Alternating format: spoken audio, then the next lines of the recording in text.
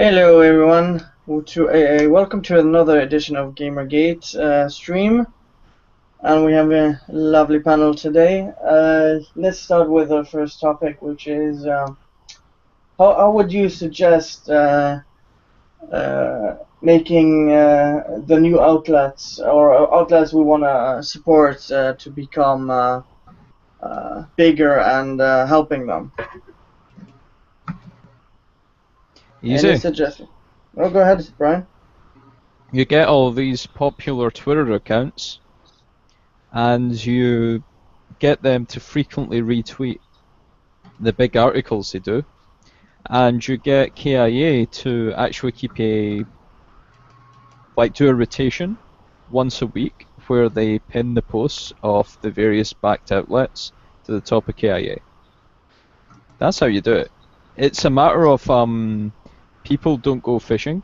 And the other thing these outlets must do, which they don't do, is step away from what I call boring reviews only discussion and actually add some opinion. Opinion is not an unethical thing. Lying is unethical. Failing to present balance is unethical, but actually putting your opinion in, not unethical. So I find them very boring at the moment. Also trying to mask your opinion as factual is the problem. Yes. Yeah. But if you can distinctly frame it that it is your opinion, this paragraph is my personal thoughts, then there's nothing wrong with including it. No. If it's like you're trying to force your opinion, I mean, it's just like what I think in this whole situation. And you should, how you do an opinion piece is you say, "This is my thoughts. What are your thoughts?" Basically, like how Monday Matt always says in his videos. That's been my thoughts. What are yours? Look at The Escapist. The Escapist is not popular because it's The Escapist. It's popular because Yahtzee's there. And Yahtzee does nothing but make short videos full of opinion. Mm-hmm. Or videos that essentially just shitpost over things. Pretty much. So these outlets need to be much more exploratory in their content. And then they need to work together with the various loud voices to get them a wider audience. But I haven't seen that so far. They're kind of reporting like they're 1990s magazines. Yep. I could stand by that one. All right. Okay, point one solved. That's the next one. Only joking. Cup, do you have any opinion on this?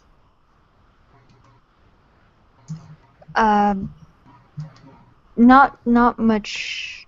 Not much more than what everyone else said. All right, Delta, do you have anything to add? The only thing I'd probably add would be I'd like to see more outlets consider doing post-release reviews as opposed to like pre-release reviews. I know a lot of them will get pre-release copies or dev copies and kind of start to write a pre-review on that. I'd actually like to see more publications do like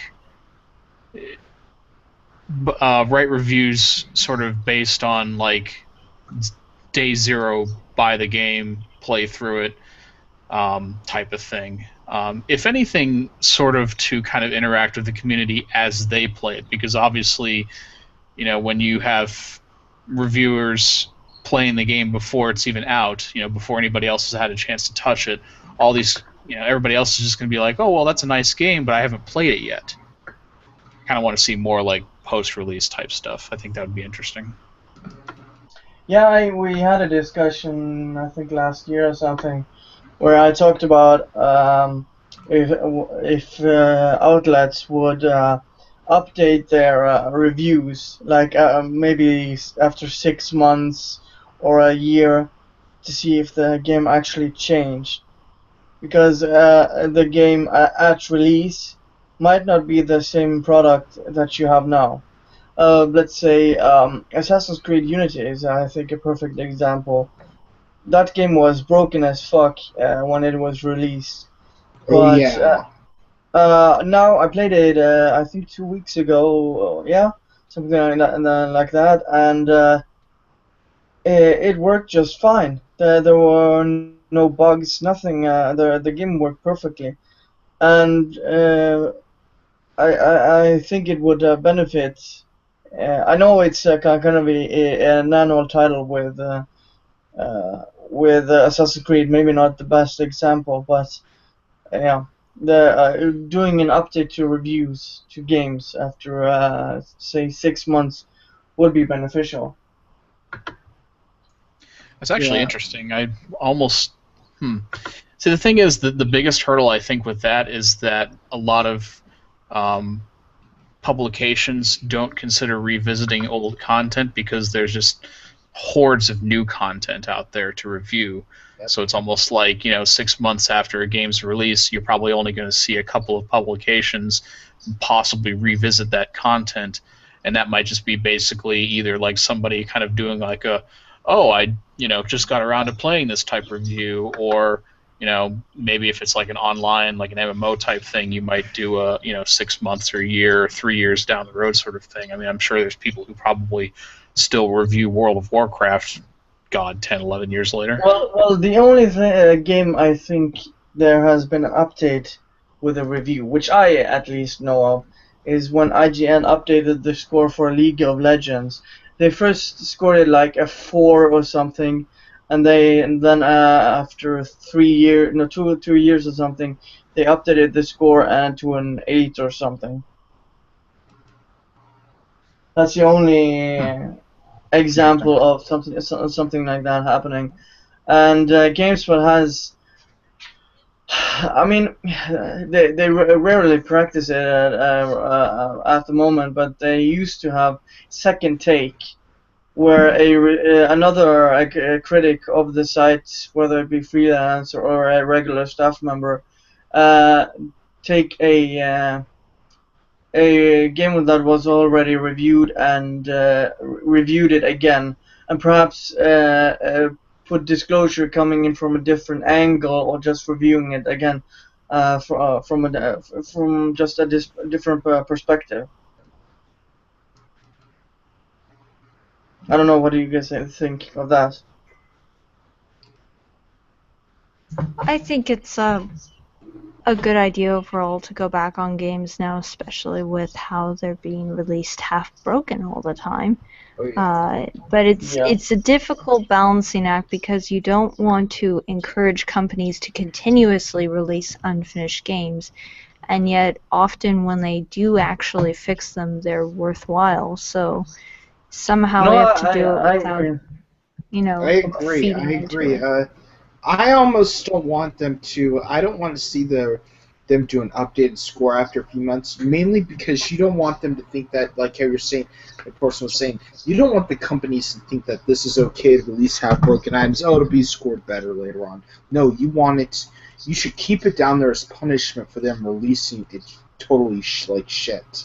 And if they did this, I think that. Well, how about games that have continuous life? Games like, say, I think a perfect example would be Destiny, which is a completely different game upon release. Not because it was broken, but because of the content. They took half of it out. Yeah. What do you mean half of it out? They took most of the story out and they put it into DLC. If you look at what the story was originally supposed to be, it was supposed to be this like they. Well, you can't review a game what it should be. You should review what it is. Mm-hmm. And right now Destiny and it was has crap. It was Yeah, back but- then. It was crap. Yeah, Yeah, I think but- most of the reviews for Destiny early on were kind of negatively skewered as far. Well, okay, so most of the reviews were like, "Oh, the gameplay is great, the shooting is great, everything is great, but there's really no story." It's And then they kind of got like to- with it's kind of like with Star Wars Battlefront. The gameplay in the new Battlefront game is really good. I could say I'd be truthful when I say this. That is one of my that is possibly one of the best gameplay elements I've played in a game in a long time. The shooting elements in a game I played in a long time, the new Battlefront game, but it's just they're keeping a lot of content out of it, and that's what Destiny is. Same exact way. Well, I think that kind of brings you around to sort of the point that Cup was making on the state of the game when it's released, and it kind of ties back. At least for me, it ties back to the pre-release point, and that is when you have your pre-release dev versions of the game getting played by these publications and reviewers, and they're putting out sort of the pre-release hype train. They've got enough people on board pre-ordering and generating enough buzz for the game that's almost like, oh well, we can just kind of get the game to this point, get them to buy it, and then we'll release the stuff we couldn't get to or the stuff that wasn't quite up to snuff later on after the game is released. I think that's just a terrible fucking format to consider when 20 years ago you had to have the game finished 100%, quality checked, everything before you actually shipped it out to the person playing it. Mm-hmm. Yeah, true. I'm not saying that you should it wouldn't probably work with all games. Like I said, annual games, there wouldn't be much of a point to do it. But if games have massive overhauls or have additional content after, I would. That's what I mean by having a second review. If the game has enough, not just some DLC or a season pass, because season pass nowadays doesn't mean shit, anyways. I think you saw some people review Destiny differently after the Taken King came out. Oh yeah, and let me say something. How they overhauled it. I don't have any of the DLC, but I have the core game itself. How they overhauled the game, it was really well done. They do it better. They did it better long after the game came out. My original score would have been maybe a 6 out of 5 for the Destiny when it first came out because of what I was promised and what I got. What I was promised by them and what I got was something way different. But then when I played it now, it was like they completely overhauled it. They fixed everything. You don't have to look for specialized items anymore. It's a much different game.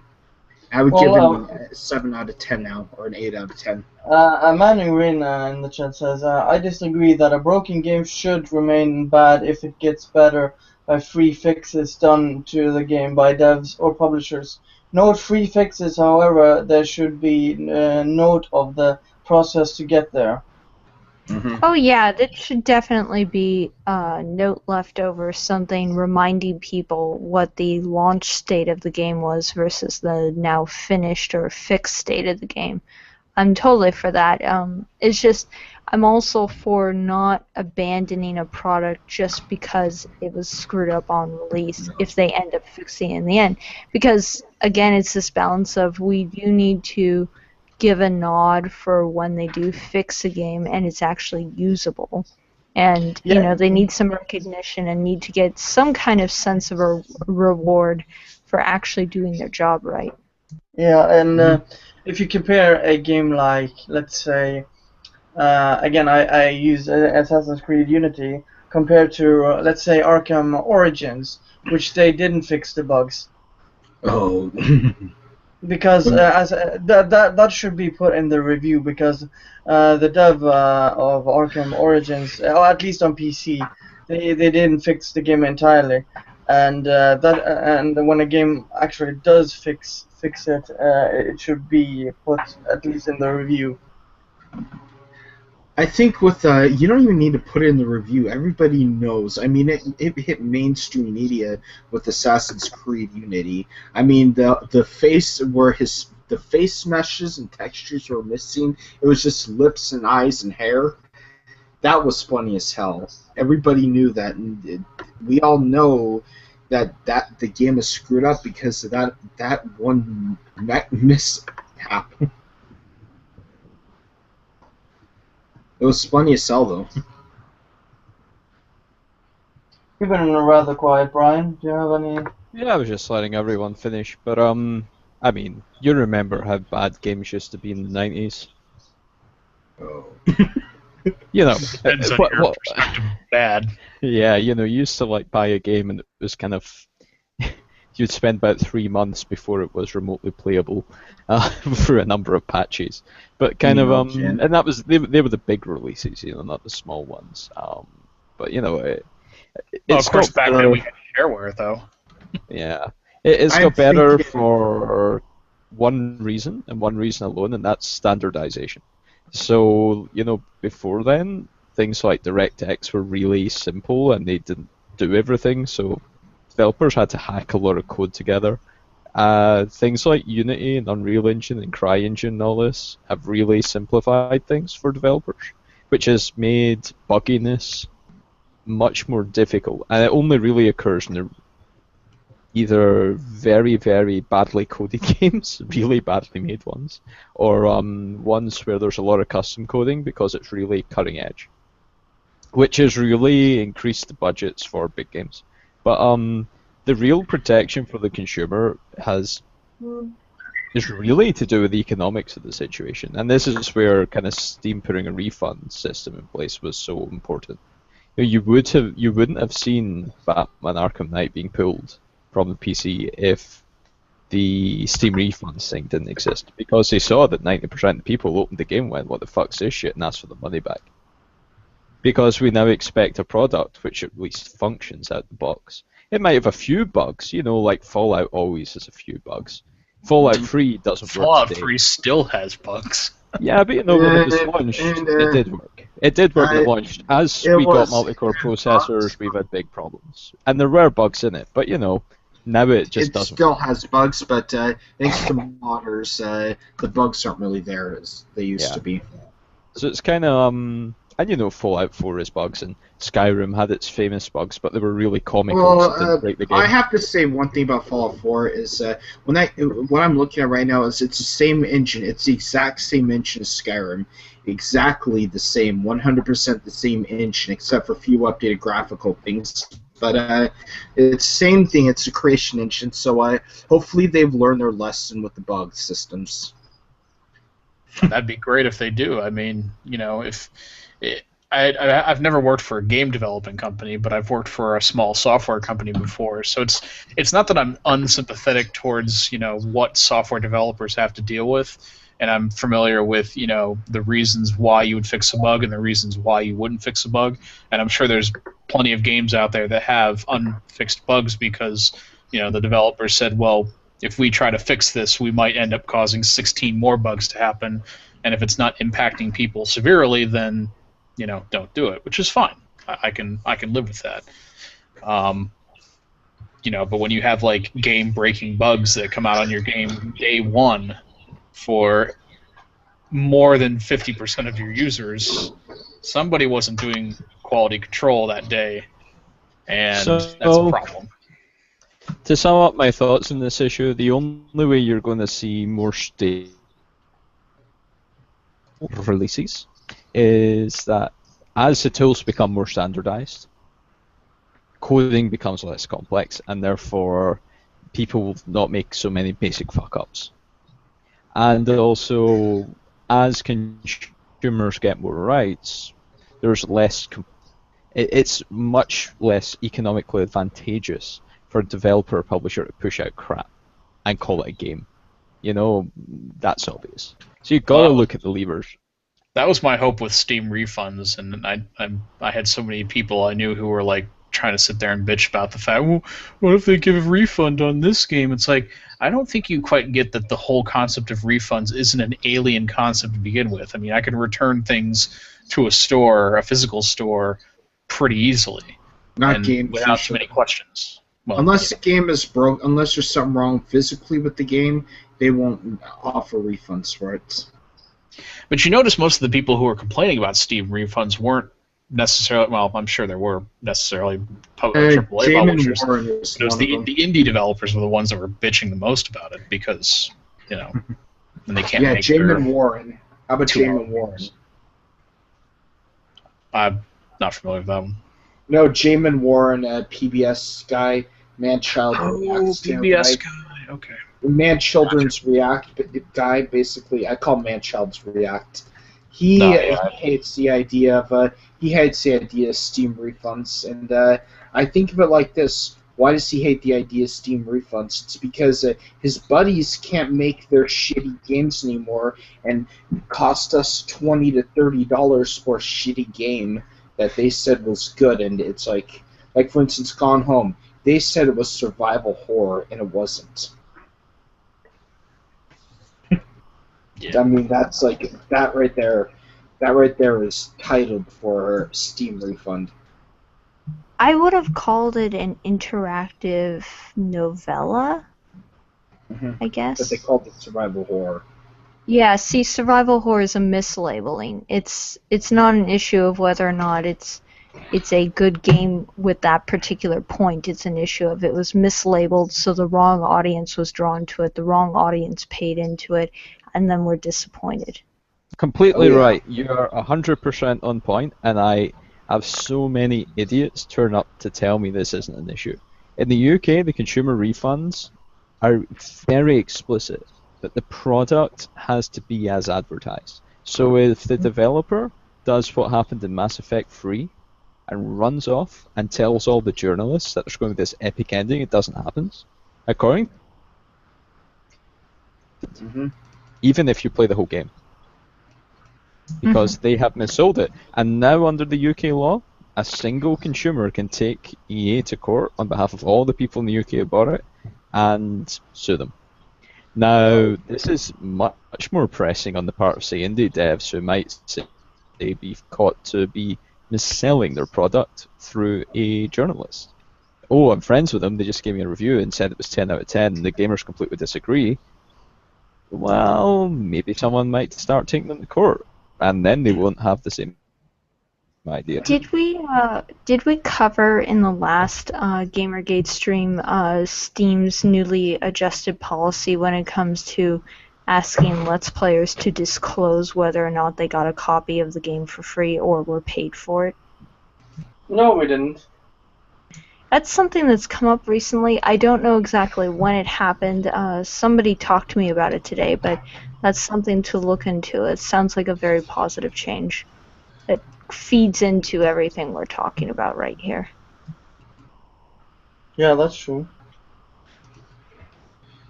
Yeah, I don't know much on the matter, so I would have to get some info on that before we talk about it.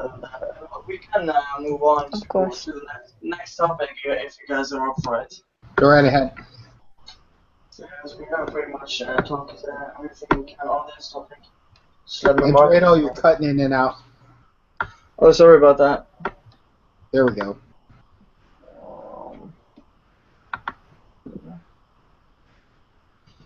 Let me just set it up. So I can screen share with you guys. Oh, come on. Ah, God damn it.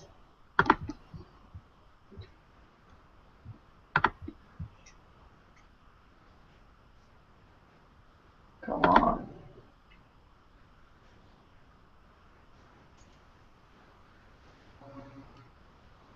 Trying to load something there. I had the link, but it isn't working right now, so I have to. I did download it though. Oh. Let me see. I just have to find the file so I can screen share. Well, while you're doing that, looking at the chat here, Green mentioned something interesting. He said, "Do you think a reviewer should base a review of the base game or a review on the base game, or if they use mods, mention use of the mods?" I think the general consensus here is base game. Yeah, I think a reviewer should do the review on, like, say, Skyrim or Fallout. They should do the review on the base game because the majority of players don't really use mods. I mean, I myself didn't use mods for probably the first, probably month or 2 months of playing Skyrim before I finally said, "Yeah, I'm gonna go see, what that scene is about." I think they could mention maybe some mods that they might like, although I think a lot of review outfits kind of tend to shy away from focusing too much on mods, unless they write like a specialty article about it. Like I know Kotaku does that sometimes, but Gamer Reborn. But yeah, base game seems to be the better place to go with when it comes to like modded games, because I think your audience is probably unaware of the mod scene.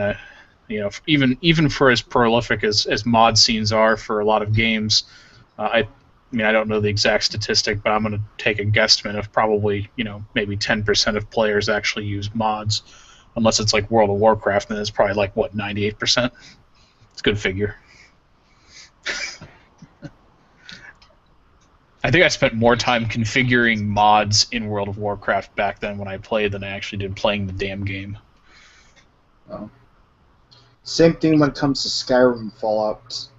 It's like I put so much time into trying to work on these mods, and it's just like it takes so much time to work on mods. So yeah, I can see why they're trying to do. Why it would be better just to go for the base of the game. I think it was Total Biscuit's little interview that he did with a couple of mod people back when Steam tried to do their failed mod store thing. One of them mentioned I'm not sure exactly because it's been a while since I've listened to it, but I think somebody actually there talked about modders kind of picking up from, basically fixing things that the publishers didn't do. And I think they actually were mentioning something about like, well, what if Bethesda releases their next game and they release it purposely not well complete, just assuming that the mod community will just pick up from where they left off and fix everything up for it. And I remember listening to that and being like, that's just the laziest type of idea of thought to have as a developer, is to assume that your modding community is just going to fix everything for you and that you should just kind of sort of make it work.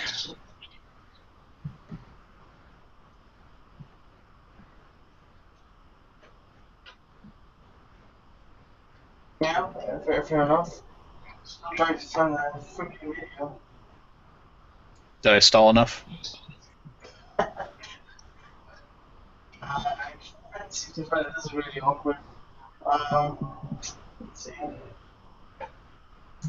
It sounds like the feminists locked him in a cupboard or something.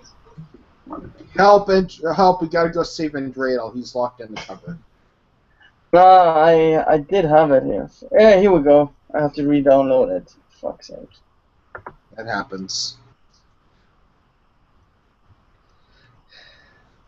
Yeah, I guess for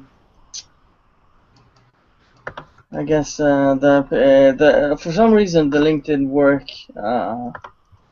Even though it's a kind of a direct link to the video itself I had earlier, so I don't know. That happens.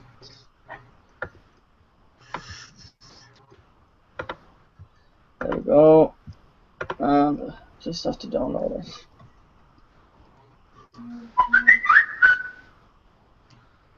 Oh, come on. Good old Samsung chirp.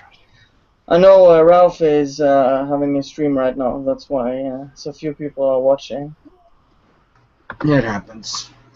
Why do you guys always stream clustered together? I notice this is a habit of GamerGate does no streams, and then one day a week, for some reason, everyone's psychic brainwaves line up, and they start overlapping each other. Yeah, I don't know. I think it's just probably what time people have. I mean, I don't really have any time during the week to do much. It's usually Saturday afternoon, Wednesday night. I mean, I try to stream whatever the hell I can. I have enough time, but everybody else usually doesn't. Okay, I have it up now, so let's try this. Is this the right one? Can you guys see this? Oh, I have to screenshot with that we're on, so you guys. Yes. Alright, you can see this? Yep. Alright, let's oh, Brian left. Oh, is he having trouble? Anyways, let's watch this. Feminism has become something of a dirty word in certain circles. Lately, a lot of high-profile women like Shailene Woodley, Meryl Streep, and Marion Cotillard have gone on record saying they are not feminists. There's even a group called Women Against Feminism. But what are these women really saying when they declare they aren't feminists? What they think they're saying is, I don't hate men, I love men. I don't think women are better than men. I'm not that kind of woman. You know, the crazy, bra-burning, feminazi kind. I'm a cool woman. I don't want to put women above men. For anyone who needs a refresher, this is what feminism means at its core. Feminist, a person who believes in the social, political, and economic equality of the sexes. Hating men and being a feminist are actually not connected at all, not even a little bit. Feminism is about equality of the sexes, but right now, one sex has a lot more power than the other. Men are not systematically oppressed based on their gender, and that's a fact. But women are, and that's a fact. Do you want to comment on that? I think she's an idiot. Okay, I really think she. I think that person is like the reason why we know that there's still inbreeding in this world. Because you can't be that stupid. You really can't be that stupid. Well, do you notice what they're doing is that they are not actually exploring any of the arguments that these women are making. That they brush over it with blanket statements without looking at the signage. Like, they show all these images of women saying, I'm not a feminist, but then they don't actually look at any of the quotes and deconstruct them or analyze them. They just say, oh, they're not feminists, they're just trying to say they're cool or something. And and you didn't hear like people like Shailene Woodley or Meryl Streep saying there's reasons why, and I could see them. They're basically saying it like this: these people are acting horrible, and that's what basically Shailene Woodley and Meryl Streep are saying. The word feminism, it's not becoming man-hating. That's how it's gotten to. yeah, and Meryl Streep's old enough to have seen multiple waves of feminism, and it's very Probably clear seen that all three of them. Yeah, the different groups, have had sort of a different attitude or a different slant to them, and they're just saying that I'm just not keen on this third wave. That's all. I don't have a problem with that. That's, that's we're all entitled to our own opinions, and so is Meryl Streep. Well, we also had Natalie Dormer, who said the same thing. Kelly Kruko, or however you pronounce her name. Yeah, she got ostracized. She got attacked by these neon heads because she says, I don't feel like I'm being oppressed. She said she loved to be a stay-at-home wife and cook dinner for her husband. Yeah, she makes fucking millions. Yes, and she makes a lot of money. She's a money maker. I think, I'm not sure if they're still together or not, but she was a money maker in that marriage. I mean, she's in The Big Bang Theory. And, I mean, she should be, like, one of the women that you should use as, like, the ultimate woman. Does everything. Makes money and it basically does everything in the house. I mean, she's the ultimate woman, and they attacked her for it. Well, of course. Because it doesn't fit the crazy... Their narrative. third wave feminists. It just shows how insecure... together.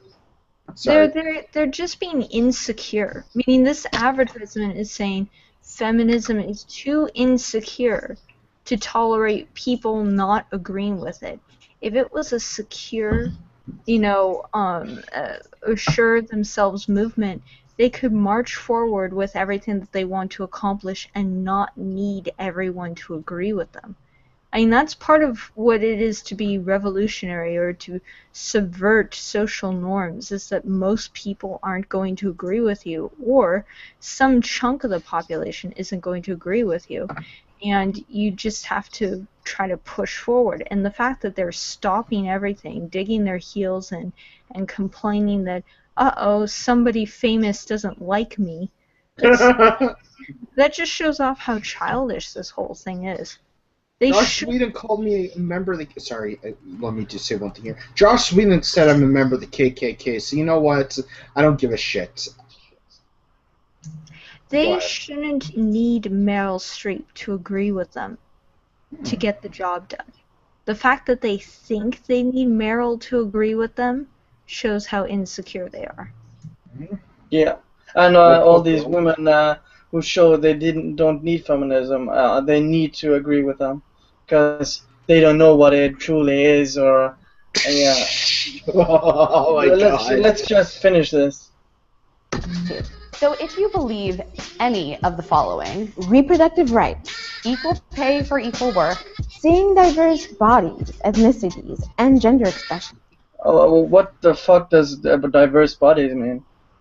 That's I the don't know. intersectionalism. That's the trying to put extra unrelated issues in on top of women's issues.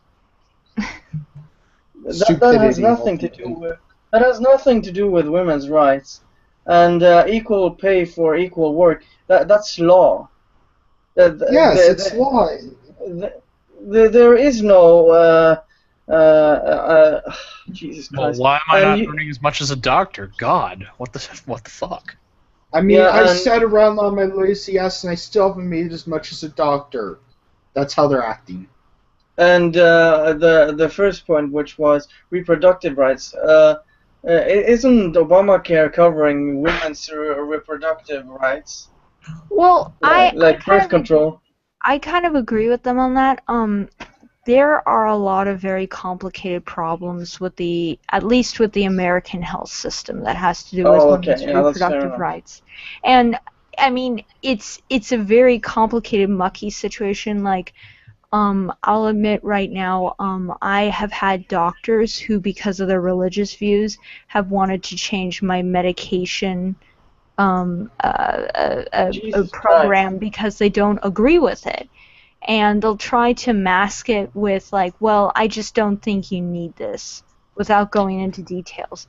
And trying to push people along to their agenda.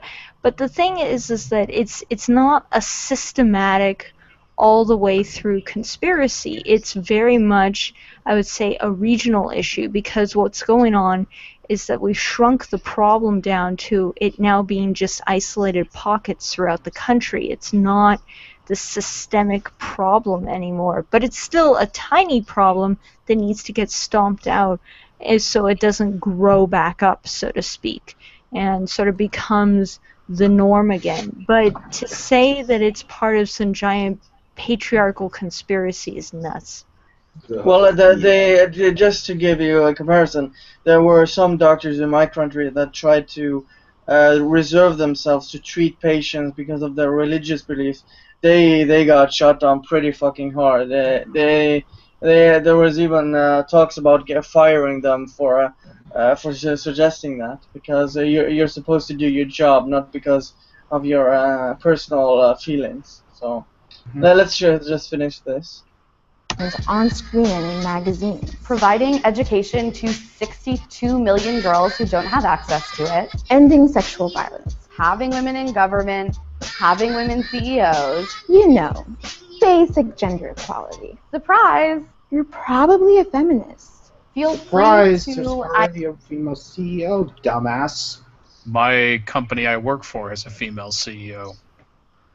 Wow, nothing is different. Well, the problem with this argument is you can draw the box wherever you want. So you should say, within the company I work with, I require 50% of the CEO to be male.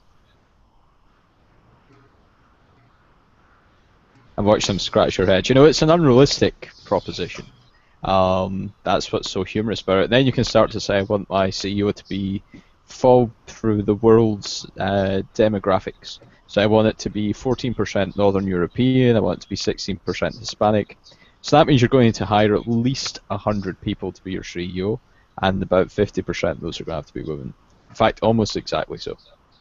Man, I want to be hired just to compile all those numbers and statistics. I mean, Oh yeah, there's going to be a must be whole a payday cottage in itself. industry. Yeah, and making sure that everything falls in this proper I want to be the religious equality beacon. viewpoint of what equality is. Yeah, it's silly. This woman is an idiot. I hate being an insulter on the internet, but the thing that's coming out of her mouth, it's like, seriously, lady, you're making yourself you're making people think you're going to be a moron. Oh, man.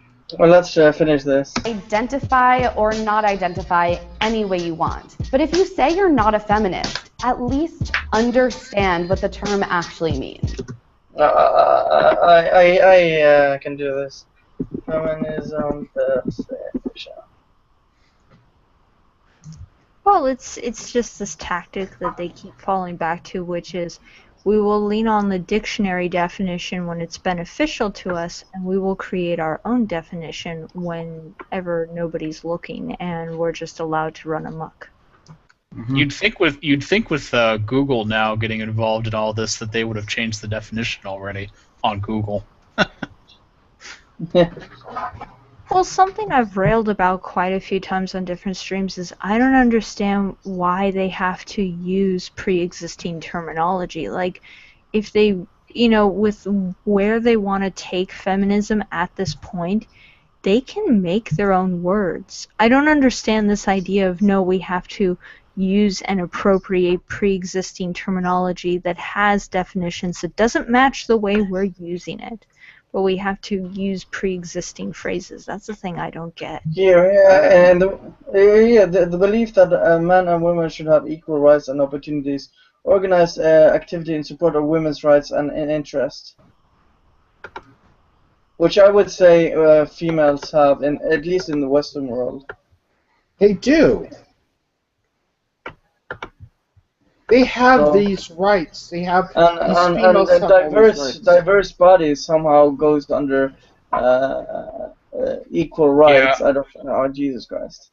It's just. I would say that on the whole, at least for probably the majority of the Western world, women have a great deal equal rights. Now you might have pockets of places that may not have equal rights, and I'm willing to entertain the notion that there are people out there that don't enjoy, for all intents and purposes, equal rights. But it's kind of disingenuous to say nobody has, or everybody has no rights when we have women politicians, we have women CEOs, we have plenty of people of different calibers in pretty important positions in this country, or in any country, really. Oh yeah. The main thing that they sort of keep mixing up or mixing around is that this inequality exists, but it's in ugly places in the third world, and awful, horrible things are happening, and they don't want to actually tackle those issues. They want to tackle clean problems. Like, even though the wage gap is not real, it's a clean problem. There's no blood, there's no guts, there's no agony, there's no death. It's paperwork, it's numbers. Mm-hmm. So it sounds important, it sounds very noble, but there's nothing icky about it. Yep. Nobody dies in your hands, Mm-hmm. Like, it's... Yeah, mm-hmm. Yeah, I focus on, when I think of women's issues, I focus on the Middle East and Africa. Those are what I think of when I think of women's issues. Because those women are in serious need of real feminism. I'm talking about first-wave feminism, not this third-wave bullshit. Talking about and that's the problem, is they keep trying to conflate the third world's level of severe need for help and aid and sort of, I don't know what to call it, but just reform, and say, like, well, because those people are oppressed, then we're equally as oppressed in our white-collar, oppression-y way. Well, if the only thing they mention about the third world is 62 million females don't have schools, opportunity to do, I think, go to school or something. That's the only thing they mention. Let's just finish the video and continue our commentary. And if you think that you're a humanist... Ziva, we gotta go. We just don't have time for this today. Oh, Jesus. That was it? Oh, my God. Yeah, it's a good way to end it. We don't have time for this. Bye! So, thoughts? It's, Soul mentioned in the chat about religion, and I think that kind of tied into the previous point about the third world.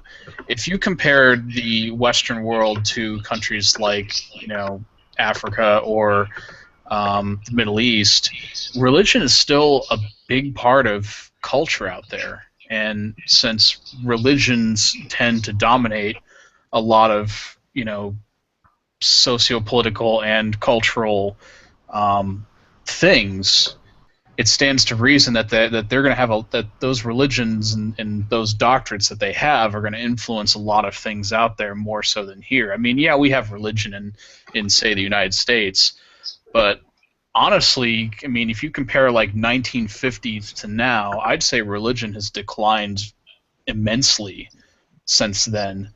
And the traditional family unit, the mother, father, children traditional family unit is pretty much all but not, I wouldn't say decayed, but you have way many different makeups now. You have father, father, mother, mother, father only, mother only, adopted, these type of things. Like it's almost like we're transitioning into this new way that we perceive, family and culture and growing up and doing things, but haven't quite figured out how to do it a little bit, if that makes sense. The problem with all of this, of course, is that feminism in itself has become in certain Western societies. If you go to Saudi Arabia, they fill their colleges and universities up with morons doing religious studies, Islamic studies, which are basically just, I got a degree, it told me some things about Islam, and now I'm a radical. And in the same way in the West, we have gender studies and social sciences doing exactly the same thing for people that 50 years ago would never have made it into university, simply because society has nothing better for them to do. And any deviation from the things they get from basically pretty crap teaching and pretty useless syllabus, they view as wrong. And what they're really saying by wrong is they're saying is heretical. But they're unwilling to admit to themselves that's how they view the world. And it's the ignorance about statistics, the ignorance about facts, the inability to draw things down to the human level where people are individuals with individual rights, shows just how bad they've become. And there's this certain element of being almost allergic to the visceral reality of, the horrible things they talk about. Nowadays the word rape has been so overused, even by feminists. And but if we actually had to face the realities of any of this, it would be too icky. I was actually talking to a student a few days ago who's trained to become a school counselor, meaning somebody who counsels children in a school environment. And I asked her, about her class load, and she mentioned a few classes, and I said, so at what point do they start talking to you about how to deal with children who have been abused? And her eyes got really wide, and she says, well, I don't think that's not really what I'm signing up for. And I told her, you're going to be a counselor at a school. At some point, you're going to run into a child who says, Daddy hits me. What are you going to do about that? And her mind was blown. She actually, and this is like 6 months into her career, into her education, and she said she had never thought of the idea that one day while being a school counselor, she's going to run into anyone who actually has a problem at home. Oh my god. I didn't go deeper into it. I didn't start asking about what about the first kid that's been molested, what about the first kid that's been mistreated by the other children in a horrific manner. I didn't go into it, but it's just the idea of there is a generation of young people nowadays who aren't even thinking in terms of the actual ugliness of the world that they often invoke while, protesting and, speaking up about, these super serious issues. And then you actually say, like, well, okay, what would you do if you talked to somebody who was a victim of this? And like, and then they shut down. Oh my god. Jesus Probably Christ. should not be a counselor, just saying. I mean, it sounds bad. I think let's frame things a little bit, this sounds bad, but everyone is that way when they live a coddled existence. And it's a sign of our incredible economic opulence that these people have managed to persist. They never deal with any challenge in their entire lives outside of a very narrow frame of reference. And it started. Is he dropping out, or is it just me? No, I think No, it's him. Oh, okay. The cat faded out into space. The Space Okay. Kitty. The Space Kitty is having problems. No, I do like though how he mentions like kind of the hardship thing, because like one of the things that my wife likes to espouse on me with regards to like things like privileges, she grew up in a family of a lot of siblings, three other siblings besides herself, and so when it comes to like now where she buys a lot of stuff for herself, the justification is always, well, I didn't really have a lot growing up, therefore, now that I make my own money, I have my own house, so we do our own things, we can afford to buy the luxuries that we didn't have before. And it's a good point, because when you have a job and you have a house and you have a mortgage and you have all these responsibilities, you're not really left with having to think about all this other stuff that is important, but not necessarily, like, it doesn't really fold into like what you need to do to get through the day. And all this stuff that feminism talks about, it's all probably valid points to somebody that needs it. But for the majority of probably the working females out there who have jobs, have homes, have families, they're not worried about other stuff that they don't need to worry about. Like they're worrying about making money, making sure the kids are taken care of, making sure something is done, and hopefully they have a significant other, whether it be another woman or another man, who also shares in the same responsibilities as them.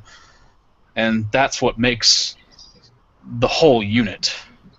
And I think the privilege of some of these colored hairs don't understand that there's people out there who work for a living and they're just bitching about bullshit on the internet because they have a degree that says they can. Well, it's the old irony of feminist research. You either research or you don't research. There is no such thing as feminist research. And whenever you look at something labeled feminist research, it's usually nonsense. It's like fucking homeopathy over the back.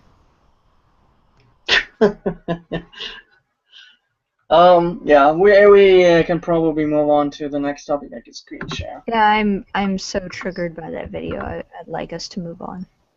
Dun dun dun dun dun dun. I still like how PC Principal is triggered. Like he's just sitting there at his desk and the papers in his hands are trembling uncontrollably.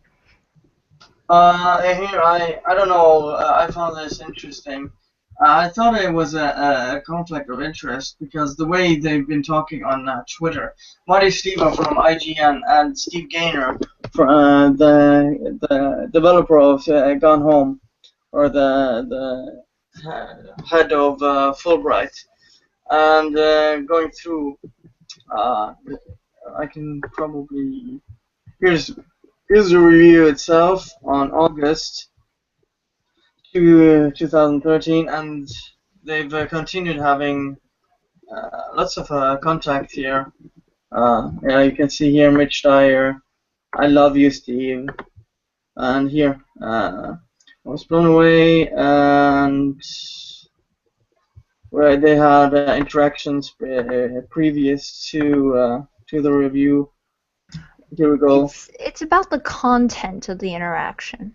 You know, what is it about this interaction which is salacious? That's what we should be digging into. I think it's they're pretty chummy, to say the least. Here, man, seriously, I can't tell you how great it is to see people in the industry do the right thing. I have the whole. It's just a few of them. I couldn't. It's just too much to go through. But if you can go to the KIA thread and or go through this Twitter feed, and there are plenty of interactions between these two, as you can see. And let's see. Oh crap! It's in the way. And here for something unrelated to his game. Oh, cool. And again, something totally unrelated to him. Where is he? Here. I don't know. I just thought it was interesting. You know, one of the questions I always have to ask is, do people see Twitter as AOL Instant Messenger? Yeah, it looks like it. And here, please help me solve this debate. Who's more likely to murder someone? And Steve Gaynor answers it. Like this is one of the most confusing things I have with people who use Twitter. They don't understand that Twitter is a public timeline, that anybody who clicks on anybody's username, provided the timeline is not private, can read every one of their tweets and every one of their replies. So when you mention them in something or you reply to something of theirs, they act genuinely surprised that you reply to them almost as if you're like busting into their home and talking to them about, you know,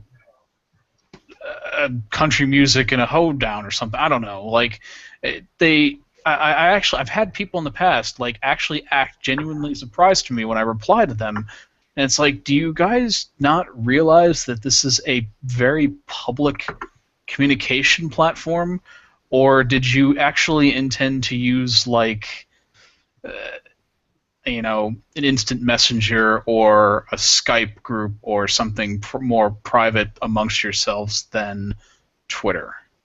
I feel like the point of Twitter is lost as the years go on.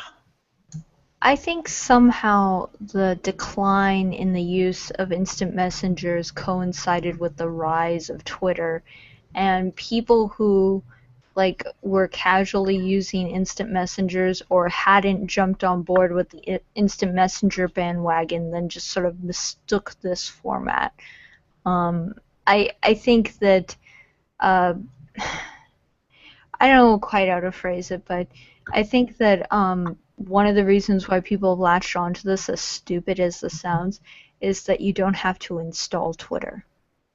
Yeah, I know that sounds mind-blowing, but I think the reason people use Twitter as that's actually fair enough. That's actually probably almost a good explanation for a lot of social networking channels. I mean, you know, like when Facebook published their separate app for Messenger, I still haven't installed it because I don't know, I don't care, and I just use like the web version to reply if I'm not in front of a computer.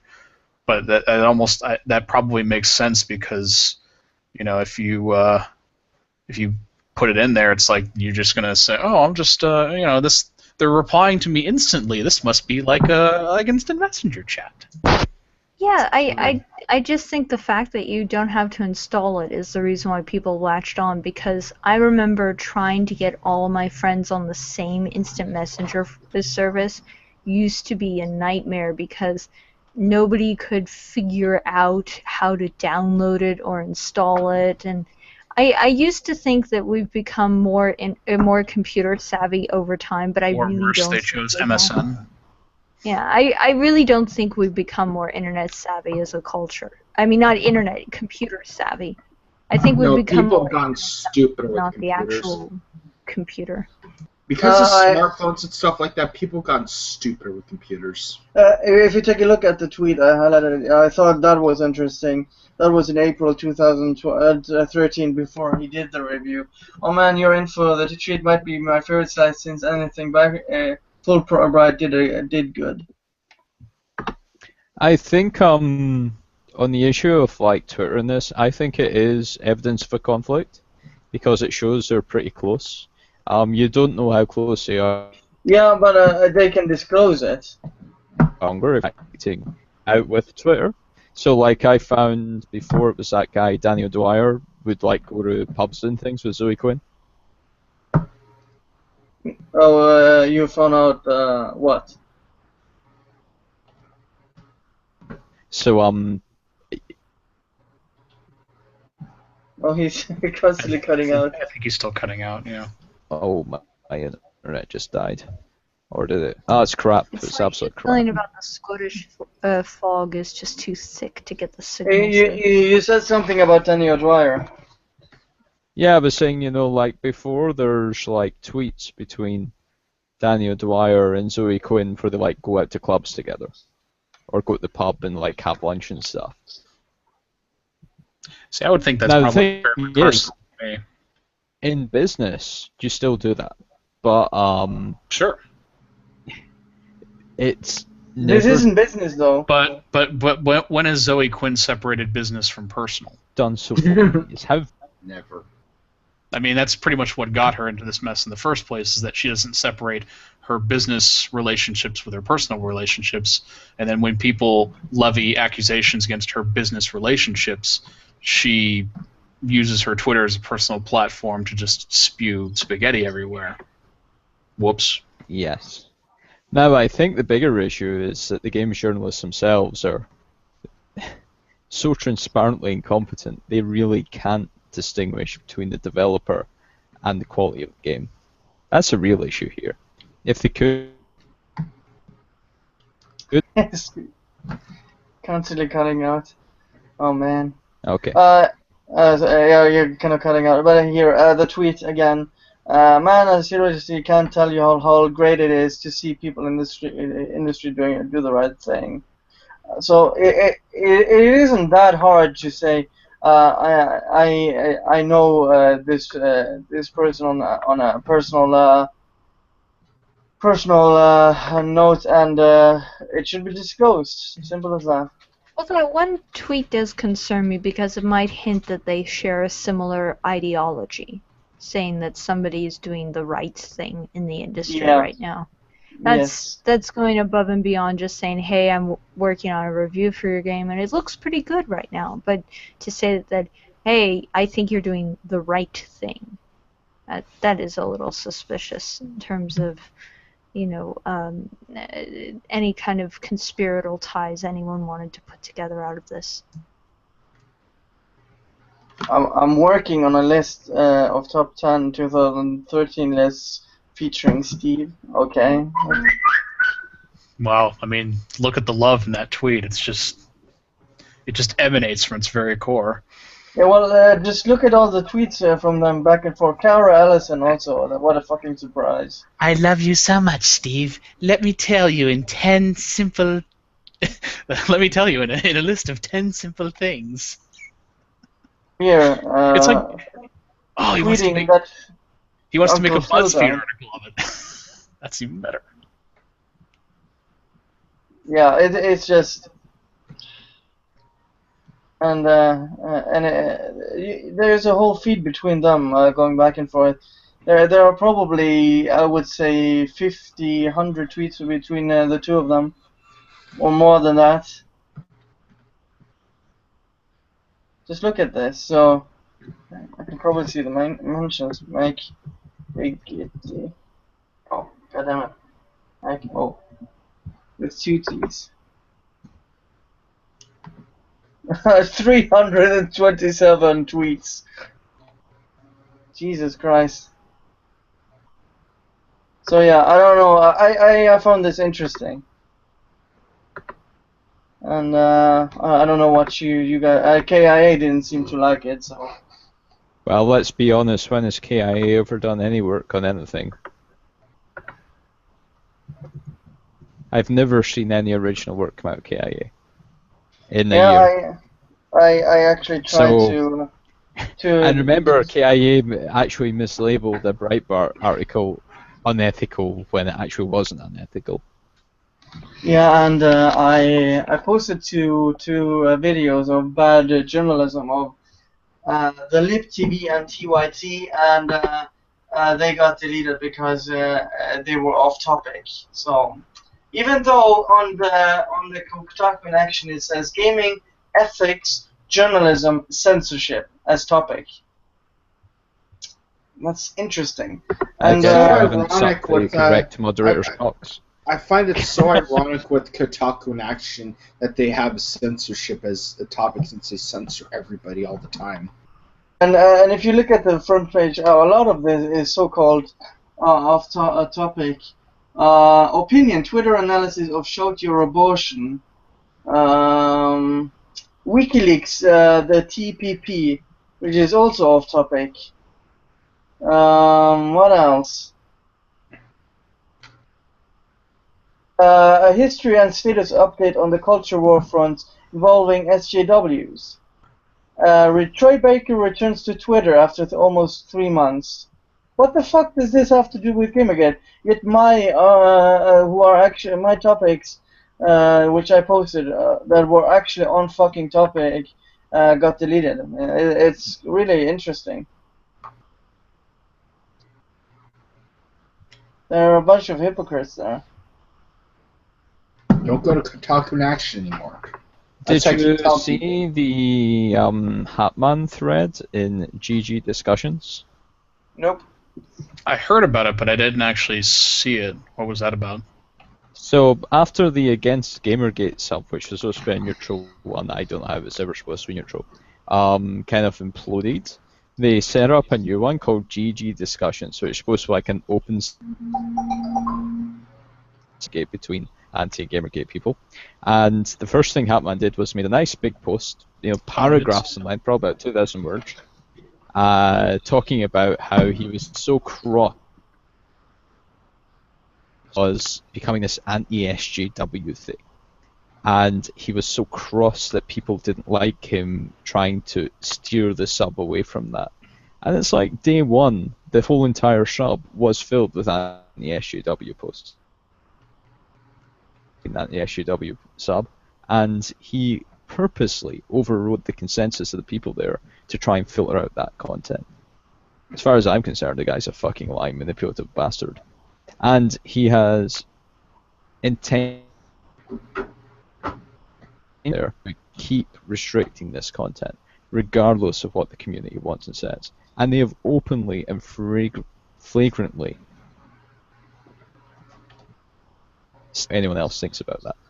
And that's it. That's KIA. It's dead. It's co-opted. It's kaput. And that's why you see very strange topics at the top, because they're getting upvoted by about 20 or 30 people who are really in that clique. And if you post something you don't want to see, it's very quickly banned or downvoted or removed. So it's not really a platform for discussing Gamergate issues. It's now a platform for discussing a small clique's pet topics they're discussing right now. Then leave and go somewhere else. I mean, you could even make your own. You could even make another freaking Reddit board or something. I post on Vote Gamergate because it doesn't have any of the moderators from the other communities. And this Whereas is the what Vote Keep in Action shares moderators and is heavily influenced by Hatman. Just like KIA, even though he says he's not involved, he always shows up to steer the discussion. All I have and to say Fred shouldn't exist. All I have to say about KIA is this: it's a bitch fest. That's all it is to me. It's a bitching around. If they don't like it, they bitch and moan all the time. If they don't like a post, I mean, JT did a joke about Bald Force saying, "Dog confirmed, don't tell Sarah," as a joke, and I'm like, "Oh, wah, ban this, wah." They're a bunch of whiny little bastards that need to shut their mouths and grow the fuck up. That's my opinion. That's why I hate Kotaku in Action. And I tell everybody, don't go there.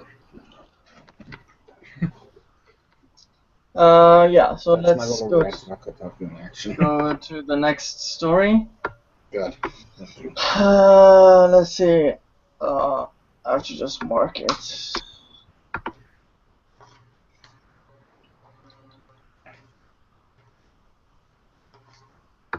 Blah, blah, blah, blah, blah.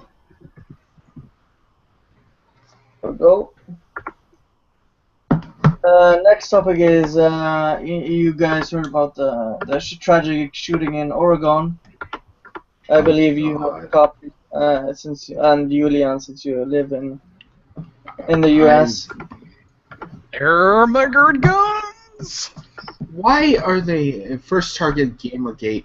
Very first targets a GamerGate. Really? It's IB Times, and take a look. Well, you really GamerGate can't is be surprised. I mean, Anonymous was blamed for everything back in the mid 2000s. Same. I mean, let those inbreds accuse us of doing all this stuff. You know what? They all know it's full of shit. I mean, there's half the sides, like, for instance, the victim's family. They're saying, oh, it's all about guns, when it's really their shitty son. They're basically blaming everyone. Reddit, 4chan, and GamerGate. Why do so many young people become internet trolls? Zoe Quinn is... Oh my god, what is this? What the fuck does Zoe Quinn have anything to do with this? Seriously! Zoe Quinn's a purple-haired moron. She has nothing to do with anything. Why are they putting her into this? Zoe Quinn is irrelevant. She is stupid. She has no relevance in the tech industry whatsoever. Stop putting her in your freaking articles. She's an idiot. Yeah, let me read this. Zoe Quinn is a female game developer, in quotation marks, game developer, who was one of the very first targets of GamerGate cyberbullying campaign against people advocating for better treatment of women in video. Sorry. Games that rocked the internet in August 2014. Recently, in an interview with The Verge, she explained that she had once been a nerdy, awkward teenager who didn't have any friends, and oh my god, listen to this bullshit. And she now recognized she has friends, all 500,000 of them. Okay, Marianne Russin, you're an idiot. And you're a freaking dumbass. She now recognized she had once been misguided and chaotic, and some other posters were singing up for Quinn said that, like many other users, she insulted other people online as a way of bonding. That many of... oh my god. She's calling herself a troll. Yeah, she is a fucking troll. Oh my god, she's admitting to this, and that many of these people, these users, feel like they are heroes for speaking out, almost like some kind of crappy internet Batman, and that it is difficult to break out of these type of behavior when it was enforced by her friends online. Yeah, of course, you're the one doxing people and astroturfing. At the EXO Festival. Oh Jesus, what was that? Festival in Portland, Quinn and several other speakers called on social media sites like Facebook and Twitter to do more to prevent harassment. So, what do you think? Who wrote this? IB Times. Let's see. What was her name? That whole article is just what? What's her name? Mary something. I have to visit the site now. And this was on the International Business Times. I don't know, like the last couple paragraphs of that article just looked so like amateur blog hour when it came to just everything. Yeah, Mary and Rousson. I'm surprised that this kind of reporting is going on post SPJ. Yeah. I don't think any of these people actually here's the idiot that wrote it. I'm not putting in the main the YouTube chat, but there you guys go. On Twitter. There it is. That's the dumbass who wrote this article. Cosplay correspondent. Yes, and social specialist. SEO and social specialist. Yeah, that pretty much sums it up. That pretty much sums up of how stupid this person is. I'm just saying, by that article proves how dumb you could get. I mean, people like Kim.com. I see SEO specialist, and all I can think of is just like, ooh, I know buzzwords. I can write words on these different topics. Tack, tack, tack, tack, tack, tack, tack, tack, tack. It's just, to get some clicks, let's just throw GamerGate into shit. Oh, well, yeah, if you game drop GamerGate into any article, instant guaranteed clicks. Free. And you know why I went to the page? I wanted to see who this person was to find their Twitter, just so I could see what kind of a person is. And I put it in our group chat, not the YouTube chat, because I don't want her to accuse me of sending hate her way. I just want to know who this idiot is. Oh, I have no interest in tweeting her or tweeting. I'm not tweeting her or anything like that. I think she's a moron. These people So why did the cosplay correspondent get the job of reporting on the shooting? I'm just saying, like, you're the cosplay correspondent. What part of that translates to you reporting on the mass shooting? Magic, I guess. I'm not sure. I don't know. What I've known from these people are they're trying to build a jet engine by banging two rocks together. It's just like if you sent the restaurant reviewer or the movie reviewer or the guy that talks to I don't know, just it's or the weatherman. Yeah, sending the weatherman out of the office to go on the scene and make a report on the mass shooting. I don't see the connection. I'm just kind of confused. Like, why? I don't know. It must be the fact that I think she also listed like interests in like similar interests sort of thing. So it's probably, I might be the most equipped person in this newsroom to handle something that involves the internet and gaming culture, even though I had probably know nothing about internet and gaming culture, but that's okay. Google is my friend. You know what I know from my local news people? I've even talked to a lot of these reporters.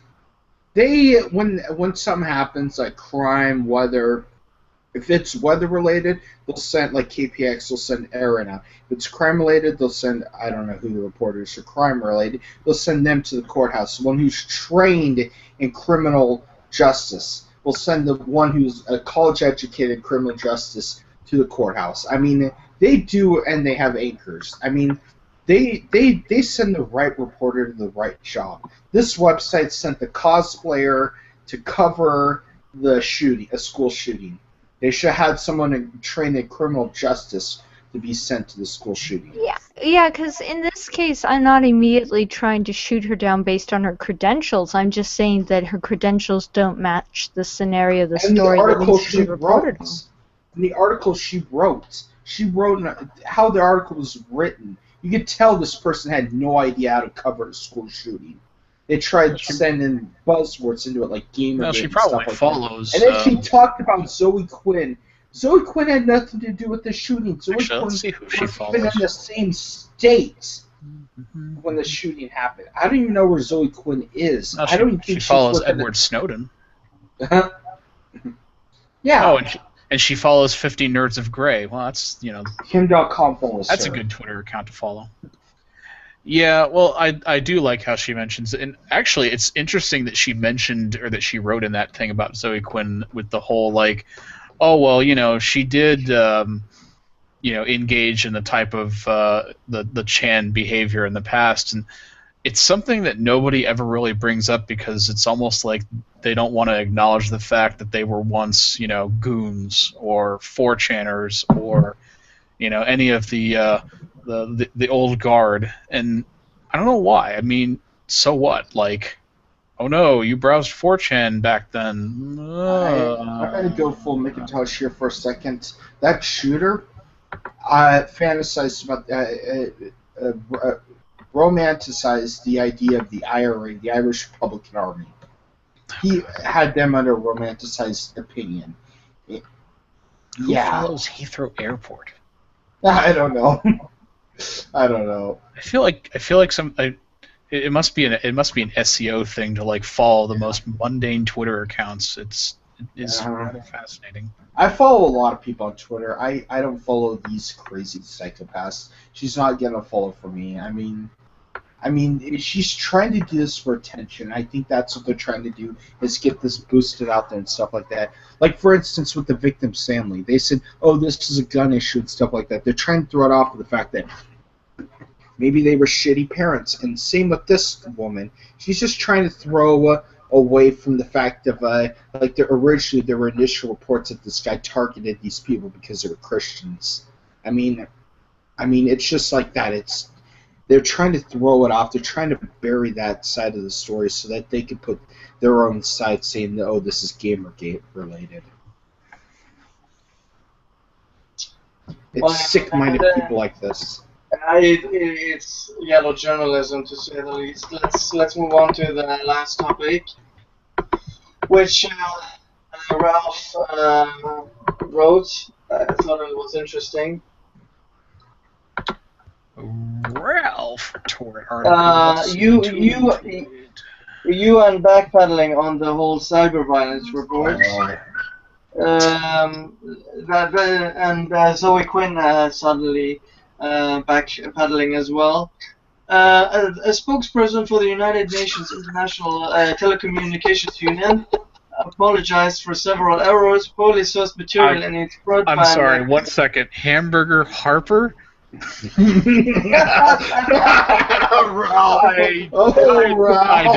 don't even. That's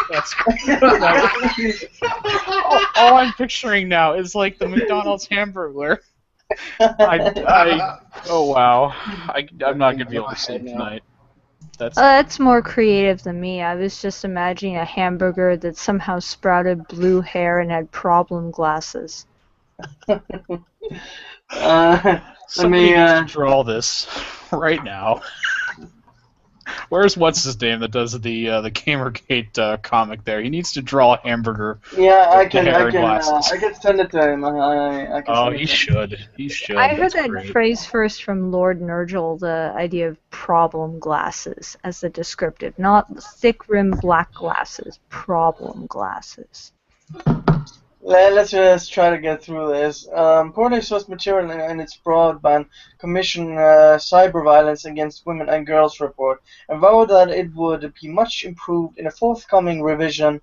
What went wrong? And to answer that question, I spoke with Sarah Parks, the Media and Public Information Chief at ITU in Geneva, Switzerland. She's now ultimately responsible for the report and will be the final person to sign off on the revision. We got a lot of feedback on it, and some of it has been very constructive. She told me over the phone some from academia have contributed to research. Really, I would like to see those people from academia. We are very pleased that the digital environment allows this quite quick collaboration. The report has been replaced on its website with bullet points which do not mention video games or sexting, but do refer to the heightened risk that women and girls face online. Jesus, the Pew Research debunks this pretty well. Really, the big problem was footnoting, which was not up to standard. And we very much regret that, said Parks, that is being revised very thoroughly. We are adamant that we will have these footnotes all corrected. I asked about the report association of violent video games with real-world violence. We've had professors from universities share some of the studies related to video game violence with us, and that will be reflected in the revised research. It's a difficult area because there are certainly studies that show no link to real-world violence, but I think on the other side of the debate there's still some questions that are no, because there's no longitudinal study. This is an area where it's complicated, and I think we need to rely on the psychological studies. When I asked her what went wrong with the report, she offered an apology. I think it's just a product of the terrible scramble around the launch date. It was a hugely busy period for the UN. We apologize very much for the errors, and I hope we'll be able to rectify them. Our priority is to get it back up in 100% correct state. What a load of bullshit. So instead of citing the C drive, they'll just cite the D drive instead. Yeah. David Auerbach actually had a couple of tweets. I think I put up a couple of days ago where he got kind of the same thing from the ITU spokesman, and they actually said something like, I think to the effect of that the UN committee or whatever isn't actually obligated to look over any of the reports. So I actually think that nobody even looked at it before they published it. So it's not surprising that it was full of errors. Nobody probably looked at it. They were just like, well, we got this old paper from 5 years ago when Jack Thompson was doing his whole thing. We'll just dust it off and replace a few things and publish it out there. It's good. Yeah, It hits all just the major looking, bullet points. just looking at it's a difficult area because there are certainly studies that show no link. Yeah, the end of discussion. There are studies that show no link. And now moving the goalpost, but I think on the other side of the debate there are still some questions. They did a study with 10,000 children over a longer period of time, and For a none of decade. them. No, it wasn't. I think it was 5 years or something, and none of them showed. There was no impact on them at all. This is just bullshit.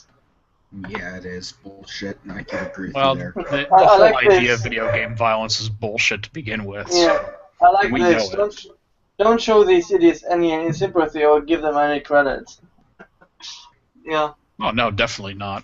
I mean, you release a shitty research paper that was meant to be serious and have it completely be torn apart by even the most, even people who are fairly reasonable, like when Popat guy dissected it there. I mean, he pretty much reached the same conclusion that everybody else reached. So if you have a number of decent, even-keeled people reaching the same conclusion that your paper is shit, yeah, it's probably shit. Just saying. Yeah. It's complete shit because You can't put perfume on shit. It's still shit. It's shitty perfume. Mm. It's the best smelling shit. No, but you can't change shit because you put perfume on it. Basically, is how I actually put it. But if you're Mythbusters, you can polish shit until it shines. Mm-hmm. Wait, they did that? They did. I think it was cow shit, though. Mm-hmm. No, but I'm just saying that you can't. No, but how I'm putting this is, it's terrible. Whatever it is, it's complete. It's shit. It's worthless. The whole article is worthless. You can't, just like shit. You can't polish shit. Or you really can't. You can't. well, they You can't did. really polish it. Yeah, they did polish They it, but did. it's still shit. They did. You No, can but it's polish still real complete shit, but maybe not theoretical shit. No, but I'm trying to put it like this. Yeah, I know. It's still shit, no matter how much you try to polish it and put perfume on it. And that's what the UN report is. They try to Basically, doctor it up. Basically what we're saying is the UN released a really buggy game Mm-hmm. and had to recall it. Yes. It was their Arkham Knights. And then they're going to re-release Yes. it again. It's going to be Assassin's Creed or Unity. Well, It's gonna be- I can't wait for the DLC. If I can just reread the last paragraph, because that's the biggest pile of shit of it all. When I asked her what went wrong with the report, she offered an apology. I think it's just product of the terrible scramble around the launch date. It was a hugely busy period for the UN. We apologize very much for the errors. I want it's to been read the busy rest for of it. these people. It's been busy for these people sitting on their asses doing nothing, like they've been doing for the past. What was what was so busy compiling a report? Oh my God, Jesus! It doesn't even sound like they fucking read it. They have done. Let me tell you something. The United Nations. They have done jack shit for the longest time. They do nothing. They when I heard about this, I laughed. You know why? Everybody's like, oh no, this is doom and gloom. My original thought was, Oh my God, they are stupid. The United Nations, that's not going to do anything. The United Nations has done jack shit over the last 20 plus years that I've been around. They haven't. And then they try to cover this. It's just like, come on, UN. There are serious problems you have to deal with. You have the freaking war in Syria. You have North Korea constantly challenging South Korea, and then it's probably going to be an all-out war pretty soon. You have the Taliban still. You have all this stuff. You have Russia now testing the waters around Ukraine, and Ukraine as well. I mean, come on now, United Nations. This is nothing compared to what you have to actually be doing. In my thoughts, the United Nations is powerless. Well, when they have such discredited people as Anita Sarkeesian and Zoe Quinn, and when Jamie Bravo, who's been on the stream, like hours after the report was released, he debunked it so heavily that it was embarrassing.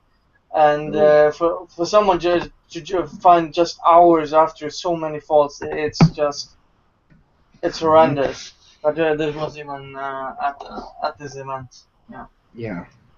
But it's United Nations. I mean, they focused on this. They focused on Anita Sarkeesian and not Syria. Well, that tells you about their.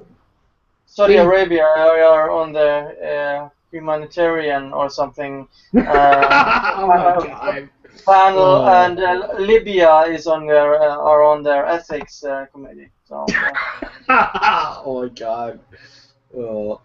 It's so ironic. It's like putting Saudi Arabia on the humanitarian panel. It's like putting Casey Anthony in charge of social services of children.